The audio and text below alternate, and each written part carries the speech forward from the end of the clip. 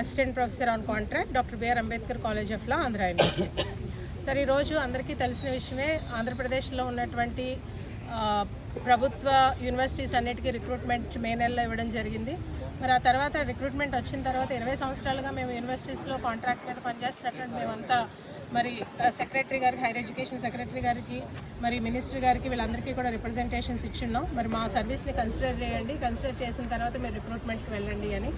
మరి మేము ఇచ్చిన కన్సిడరేషన్స్ మా సాధక బాధలను మరి కన్సిడర్ చేయలేదు, అట్లాగే ముందుకు వెళ్తూ ఉంది. మరి 20 సంవత్సరాలు చేసినటువంటి మా సర్వీస్ని కన్సిడర్ చేయమని అప్లై చేసేటప్పుడు కనీసం యూనివర్సిటీ వాళ్ళు మాకు సర్వీస్ సర్టిఫికేట్ కూడా ఇవ్వలేదు. మరి అక్కడే బయాస్డ్గా మరి మమ్మల్ని అసలు సర్వీస్ కన్సిడర్ చేయకుండా అసోసియేట్ ప్రొఫెసర్కి ఎలిజిబిలిటీ ఇవ్వకూడదు అన్నది ముందుగానే ఒక గిల్ట్ తోటి, లేకపోతే ఒక బ్యాడ్ ఇంటెన్షన్ తోటి మాకు సర్వీస్ సర్టిఫికేట్స్ ఇవ్వలేదు. దానివల్ల ఈరోజు మాకు అర్హత కోల్పోయామన్నది ఒక విషయం. అయితే మాకు 20 సంవత్సరాల నుంచి పనిచేస్తున్నటువంటి మమ్మల్ని రెగ్యులరైజ్ చేయకుండా ఇప్పుడు మా స్టూడెంట్స్తో పాటు మమ్మల్ని ఎగ్జామ్ రాయమన్నాం. మరి అది కూడా మమ్మల్ని చాలా మరి ఆవేదనకి గురి చేస్తున్నటువంటి విషయం. మరి జీవో నెంబర్ 24, ఈ జీవో నెంబర్ 24ని గత ప్రభుత్వం 2018లో ఇష్యూ చేసింది. 2018లో ఇష్యూ చేసినటువంటి జీవోని మరి ఇంక ఇంప్లిమెంట్ అవుతుంది, మా జీవితాలు బాగుపడతాయి అనుకున్న సందర్భంలో గవర్నమెంట్ మారింది. తర్వాత ఆ జీవో పక్కకి వెళ్ళిపోయింది. మరి అట్లాగే హైకోర్టుని మేము ఆశ్రయించాం. హైకోర్టులో కూడా టైం స్కేల్ ఇవ్వమని 2018లోనే హైకోర్టు ఆర్డర్ కూడా వచ్చింది. దాని ప్రకారం కూడా మాకు ఎంటీఎస్ చేయడం కూడా జరగలేదు.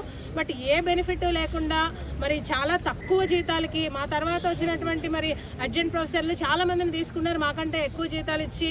మరి మాకంటే మరి వాళ్ళకి ఇచ్చినటువంటి అడ్మినిస్ట్రేటివ్ పోస్టులకి మరి ఎందుకు మమ్మల్ని సెకండరీ సిటిజన్గా చూస్తున్నారు? మరి మేము చేసినటువంటి క్వాలిఫికేషన్స్ లేవా అంటే అందరికీ ఏదైతే రిక్వైర్డ్ క్వాలిఫికేషన్స్ ఉన్నాయో అందరూ క్వాలిఫికేషన్స్ ఉన్న వాళ్ళమే.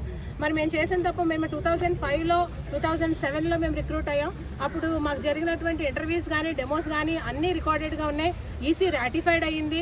మరి అయినప్పటికీ కూడా మరి మా సర్వీసెస్ని మరి కన్సిడర్ చేయకపోవడం అనేది చాలా బాధాకరం. మరి యూనివర్సిటీస్కి రోజుకి అందరూ రిటైర్డ్ అయిపోతున్నారు, పర్మనెంట్ ఫ్యాకల్టీ ఎవరు లేరు. కొన్ని డిపార్ట్మెంట్స్లో అయితే అసలు పర్మనెంట్ ఫ్యాకల్టీ ఒకళ్ళు కూడా లేరు.